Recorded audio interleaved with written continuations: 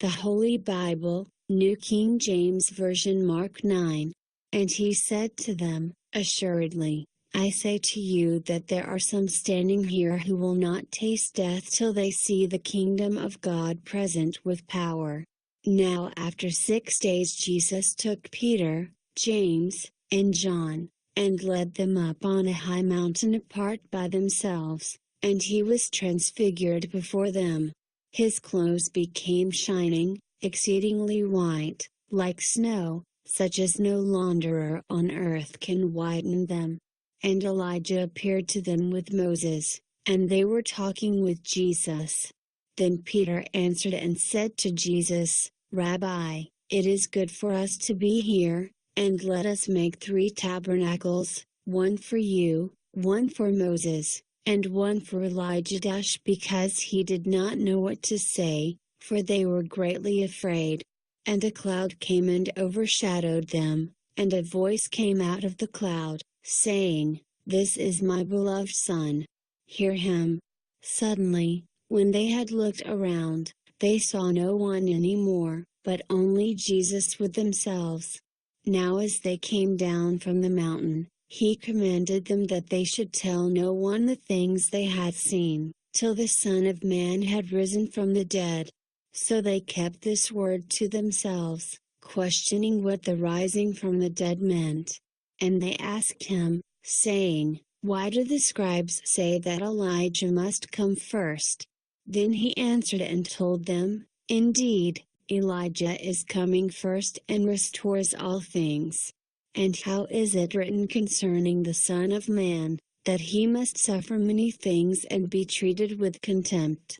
But I say to you that Elijah has also come, and they did to him whatever they wished, as it is written of him.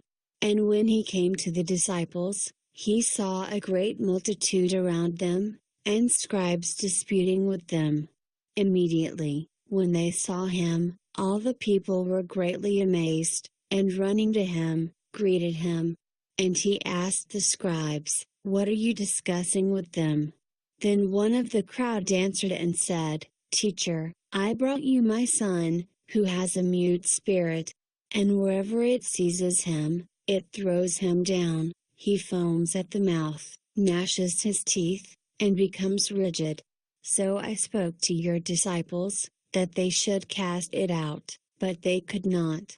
He answered him and said, O faithless generation, how long shall I be with you? How long shall I bear with you? Bring him to me. Then they brought him to him. And when he saw him, immediately the spirit convulsed him, and he fell on the ground and wallowed, foaming at the mouth. So he asked his father, How long has this been happening to him? And he said, From childhood. And often he has thrown him both into the fire and into the water to destroy him. But if you can do anything, have compassion on us and help us. Jesus said to him, If you can believe, all things are possible to him who believes. Immediately the father of the child cried out and said with tears, Lord, I believe, help my unbelief. When Jesus saw that the people came running together, he rebuked the unclean spirit, saying to it, Deaf and dumb spirit, I command you, come out of him and enter him no more. Then the spirit cried out, convulsed him greatly, and came out of him. And he became as one dead, so that many said, He is dead. But Jesus took him by the hand and lifted him up, and he arose. And when he had come into the house, his disciples asked him privately, Why could we not cast it out? So he said to them, This kind can come out by nothing but prayer and fasting. Then they departed from there and passed through Galilee, and he did not want anyone to know it. For he taught his disciples and said to them, The Son of Man is being betrayed into the hands of men, and they will kill him. And after he is killed, he will rise the 3rd day. But they did not understand this saying, and were afraid to ask him. Then he came to Capernaum. And when he was in the house he asked them, "What was it you disputed among yourselves on the road?" But they kept silent, for on the road they had disputed among themselves who would be the greatest.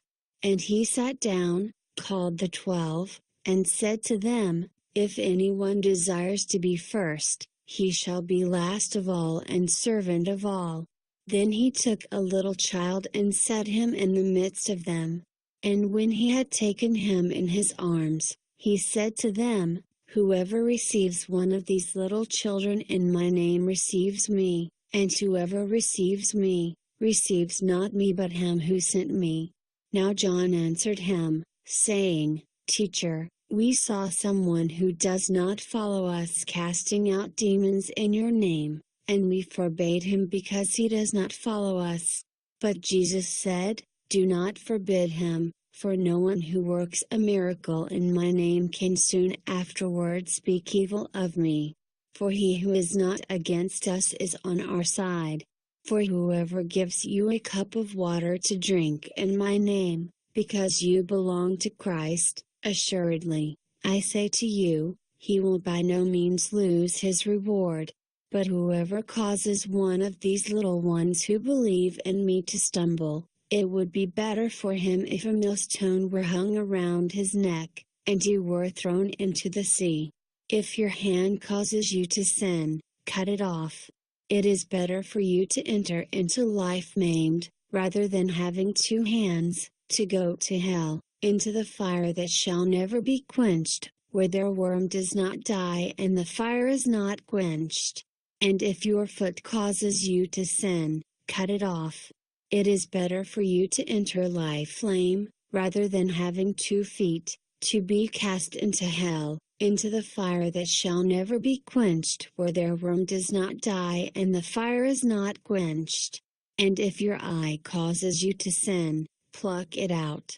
It is better for you to enter the kingdom of God with one eye, rather than having 2 eyes, to be cast into hellfire where their worm does not die and the fire is not quenched.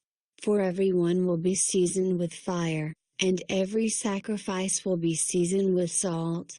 Salt is good, but if the salt loses its flavor, how will you season it?